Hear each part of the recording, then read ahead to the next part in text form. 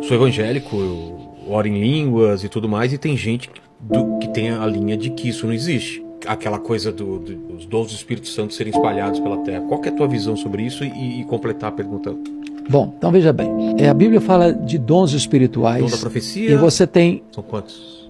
4 listas de dons. Tá.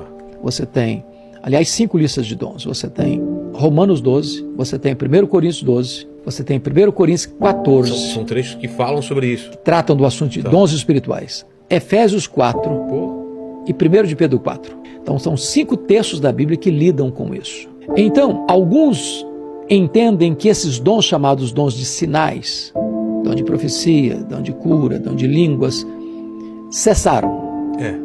Porque entendem que quando vier o que é perfeito, o que é em parte será aniquilado, entendem que o que é perfeito seria o cânon, fechamento do cânon. Terminado, a Bíblia agora está completa, tem uma capa ulterior. Mas cessaram quando? No momento em Cristo? Com o advento dos apóstolos, depois dos apóstolos, teria cessado. O que eu pessoalmente entendo? Eu entendo que os dons são contemporâneos, mas não entendo, sou cessacionista, não entendo que aquilo que as pessoas chamam do dom é dom. Por exemplo, entendi. Não creio que dom de profecia é eu dizer para você, meu servo, como se eu estivesse trazendo uma revelação nova para você. Entendi. Isso não é dom de profecia. Isso é o quê? Dom de profecia na Bíblia é expor as Escrituras. É quando você abre a Bíblia, explica a Bíblia, prega a Bíblia, entendi. Aplica a Bíblia. Isso é dom de profecia. Isso existe. Isso existe. Tá.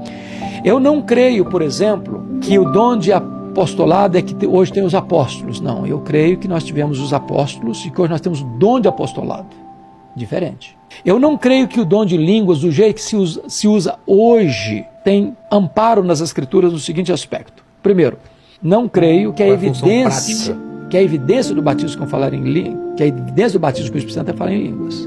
Ah, tá, concordo. Segundo, não necessariamente uma pessoa que é batizada no Espírito Santo tem que falar em línguas. Depois, eu não creio que a prática está sendo usada de acordo com o que ensina Paulo. Porque o que Paulo ensina? O que Paulo ensina? Paulo não proíbe falar em línguas. Mas ele diz que tem que ser, no máximo, 2 ou 3, um depois do outro, e que haja intérprete. Ele diz, eu prefiro falar na igreja 5 palavras que todo mundo entenda, que falar 10 mil que ninguém entenda. Então, o que você tem visto às vezes nas igrejas? O cara está fazendo uma oração, diante da congregação, no meio da oração dele ele entremeia algumas palavras lá não são conhecidas. Quebrou o princípio, que ele não pode falar sem que haja intérprete. Esse é o primeiro aspecto. Aí você está numa congregação... Porque senão não tem uma função prática. Não tem prático, não tem inteligência. Tem alguém falando uma coisa que ninguém entende e não tem alguém para interpretar. Exato. Então uma congregação reunida. Porque a língua, na teoria, é para edificação própria, não para os outros. Eu vou entrar nesse ponto aí. Vou entrar nesse ponto aí.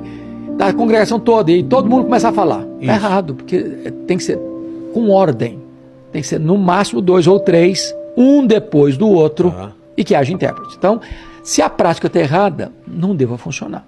Agora, mais ainda, é muito comum você escutar a seguinte interpretação: a pessoa está falando em língua, e outro diz, meu servo, e começa a dar uma mensagem de Deus para a pessoa interpretando as línguas. Está errado de novo. Por que está errado de novo? O que Paulo diz? Quem profetiza, fala a homens. Quem fala em línguas, fala a Deus. Então, línguas é sempre oração e nunca pregação. Se houver a interpretação, tem que interpretar a oração e não a pregação, porque aí é profecia. Entendi. E língua não é profecia. Língua é com Deus. É oração. Então, é oração. O nosso saudoso Juan Carlos Ortiz diz que línguas é o dom de pijama, é o dom da sua intimidade com Deus. Não é para ser mostrado. É da sua intimidade com Deus. Então, Paulo não proíbe falar, mas orienta como falar. Então, quando eu digo para você... Mas qual é a função? Por que... Autoedificação. Para autoedificação. É por isso que na colocação de Paulo é o dom menos importante. Porque todos os dons são dons para a edificação do corpo. Se não houver interpretação, não vai edificar o corpo.